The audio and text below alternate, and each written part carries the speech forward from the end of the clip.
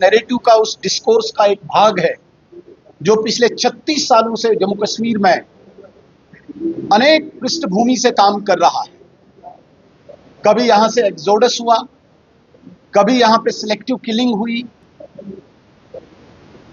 कभी यहां पे देश के विरुद्ध, देश के संविधान, देश के संप्रभुता, एकता, अखंडता के विरुद्ध सड़कों पे नौजवानों को लाया गया।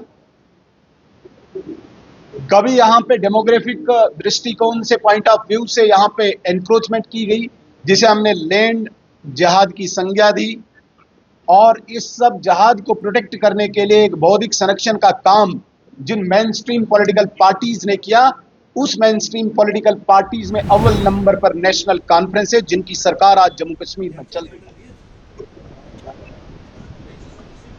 और इस एकेडमिक जिहाद के द्वारा दोबारा से नौजवानों में, बच्चों में इस प्रकार का जहर बनकर दोबारा से अलगाववाद या आतंकवाद के इस रास्ते पे लाके जम्मू कश्मीर में इस प्रकार की पार्टियां पुनः जम्मू कश्मीर को रक्त रंजित करके अपनी राजनीति को बढ़ाना चाहते हैं। भारतीय जनता पार्टी आज इस मंच से, इस प्रेस वार्ता के माध्यम से ये मांग करती है कि ये पुस्तक जो है, ये बुक जो है, जिसका title legend, personalities and legends of जे&के, ये पुस्तक मैं आपके सामने रखना भी चाहूंगा।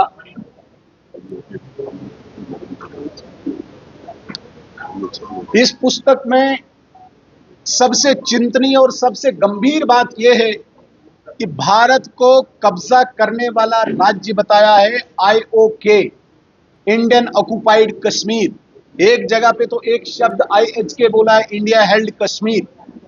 आप अंदाजा कीजिए, जिस भारत के करदाता, जिस भारत के टैक्स पेयर की कमाई से ये पुस्तक छपती है और स्कूल के बच्चों को पढ़ने के लिए दी जाती है, उसी भारत को दमनकारी राज्य, दमनकारी एक प्रदेश की संज्ञा दी गई है, जो बिल्कुल अनएक्सेप्टेबल है, जो अस्वीकार्य है।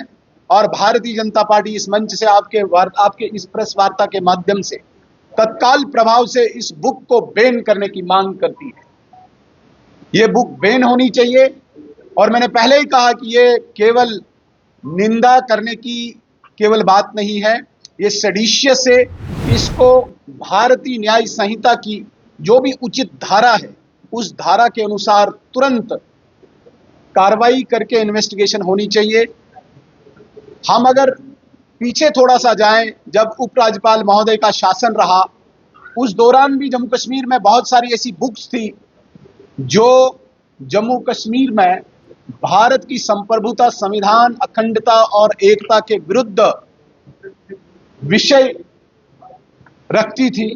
ऐसे बुक्स को भारतीय जनता पार्टी जम्मू कश्मीर ने इंगित करके, नामित करके, संवैधानिक संस्थाओं के साथ इनको उठाकर ऐसे 25 बुक्स को ऑलरेडी जम्मू कश्मीर में बैन किया गया है। इनको भी हम आपके सामने डिस्प्ले करना चाहेंगे। ये भारतीय जनता पार्टी जम्मू कश्मीर ने ऑलरेडी ऐसी 25 बुक्स को बैन करवाया है। इसलिए सेम इसी पैटर्न पर हम इस बुक को, personalities and legends of Jammu Kashmir की जो बुक्स आज पुस्तकालयों में वितरित की गई हैं, तत्काल प्रभाव से बैन होनी चाहिए। इसके लेखक, इसके प्रकाशक और विशेष रूप से हम शिक्षा विभाग, जो सरकार का एक प्रोमिनेंट, एक मेन, जो एक जिसे कहेंगे प्रमुख विभाग होता है, इस विभाग की सर्वोच्च पद पर बैठी मिनिस्टर को जांच के लिए हम आग्रह करते हैं, जांच एजेंसियों को।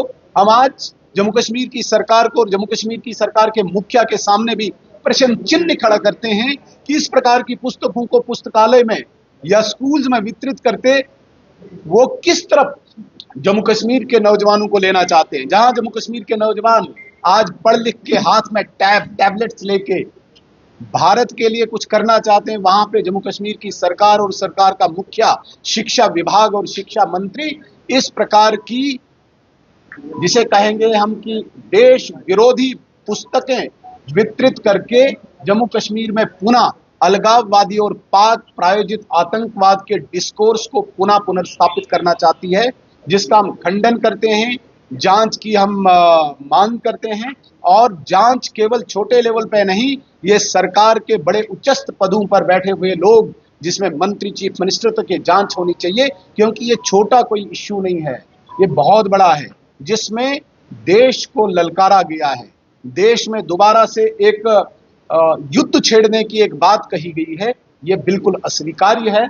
मैं पुनः एक बार आप सबका धन्यवाद करते हुए तमाम ऐसी एजेंसी से मांग करता हूं, जो भी संवैधानिक एजेंसीज है, जांच एजेंसीज है, वो इसको बैन करके तुरंत तत्काल प्रभाव से इसकी जांच करके दोषियों को उनकी सजा मिले। ये मांग हम आज इस प्रेस वार्ता से करना चाहते हैं।